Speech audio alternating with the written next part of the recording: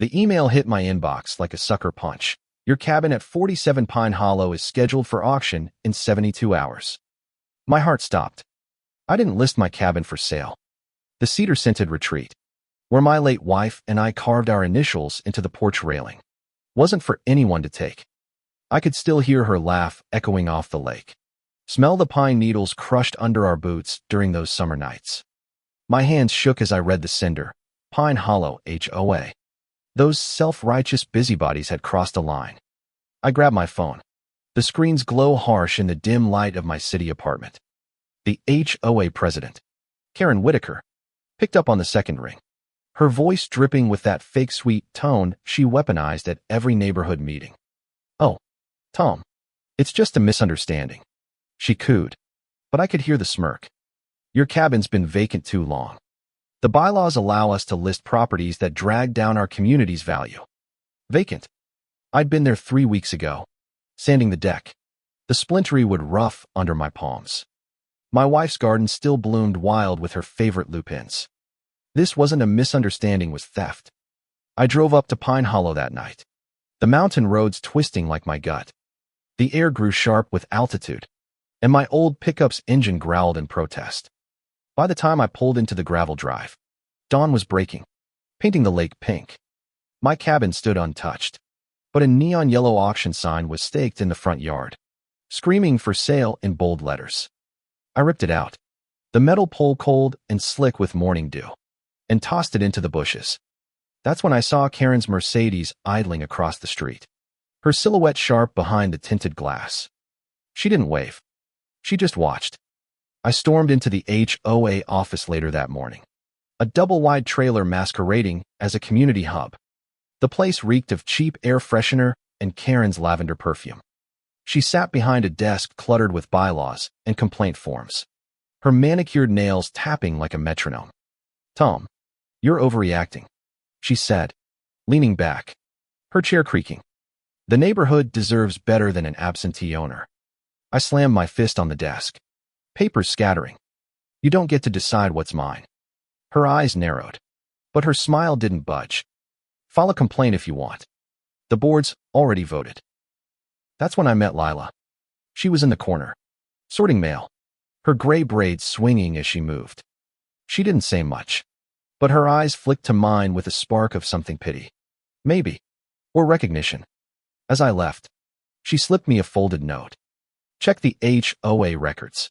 It read, in tight, hurried script. "They're not clean." I didn't know Lila, but her warning stuck like a burr. Back at my cabin, I poured a whiskey, the glass cold against my lips, and started digging. The HOA's public records were a labyrinth of legalese. But Lila's tip led me to a gold mine, a forgotten server link on their website, buried under a broken Contact Us page. My years as a freelance coder paid off. Within hours, I was staring at emails between Karen and a shady real estate developer named Vince Russo. They'd been flipping problem properties for years, pocketing profits while homeowners got eviction notices. My cabin was just the latest target. The emails mentioned creative accounting and bypassing county oversight. My blood boiled. Karen wasn't just a nosy neighbor, she was a crook. I sat on the porch that night, the lake's ripples catching moonlight, and let the rage simmer. The air smelled of damp earth and betrayal. Every creak of the cabin felt like a reminder of what I could lose. But then I remembered something my wife used to say: "Don't get mad, Tom. Get even."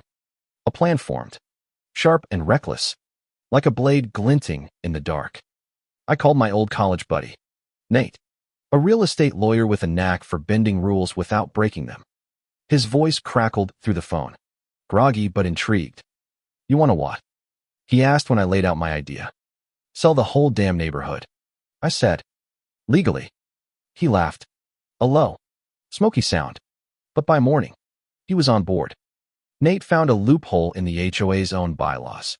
Any member could propose a community-wide sale to a developer, provided 51% of homeowners agreed.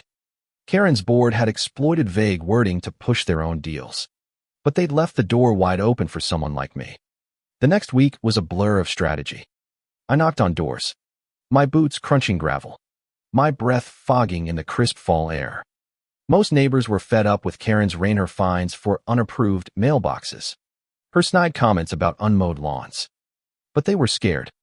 "She'll make our lives hell," one woman whispered, clutching her toddler. I showed them the emails, printed on crisp paper, the ink still warm from my printer. Eyes widened. Whispers turned to nods. By Friday, I had 53% of the signatures needed. Lila became my unexpected ally. She'd worked for the HOA for years, overlooked and underpaid, but she knew where the bodies were buried. Over coffee at her cluttered kitchen table, the smell of burnt toast lingering, she spilled more dirt. Karen had been skimming dues to fund her lakefront McMansion. Lila's hands trembled as she handed me a USB drive with bank records. "I'm retiring next month," she said, her voice low. "I'm done protecting her." I wanted to hug her, but I just squeezed her hand. Her skin papery but warm. The annual HOA meeting was held in the community center, a sterile room with flickering fluorescents and folding chairs that squeaked with every shift. Karen stood at the podium, her pearls gleaming, her voice syrupy as she droned about community standards. I waited, my pulse hammering, until the open forum. Then I stood, holding up a stack of papers. Nate's proposal to sell the entire Pine Hollow subdivision to a developer for $12 million. The room gasped. Karen's face froze, her lips parting like a fish out of water. "This is absurd," she sputtered. I held up the emails, projecting them on the wall with a borrowed projector. The crowd murmured, then roared. "You sold us out," someone shouted. Karen's hands gripped the podium, her knuckles white. The vote was chaos. Shouts, tears, chairs scraping. Karen tried to gavel the meeting to a close, but the room was done with her. When the ballots were counted, 58% voted yes. The developer, a friend of Nate's, was Rayala no-nonsense guy who wanted to turn Pine Hollow into a resort. The deal was done. Homeowners would split the profits, and Karen's precious neighborhood would be bulldozed for condos. She stormed out, her heels clicking like gunfire. But I wasn't done. Lila's USB drive went to the county sheriff, a grizzled man named Delgado who'd been itching to nail Karen for years. I met him at the station, the air thick with coffee and old leather. He flipped through the records, his jaw tightening. "This is fraud. Plain and simple," he said, his voice like gravel.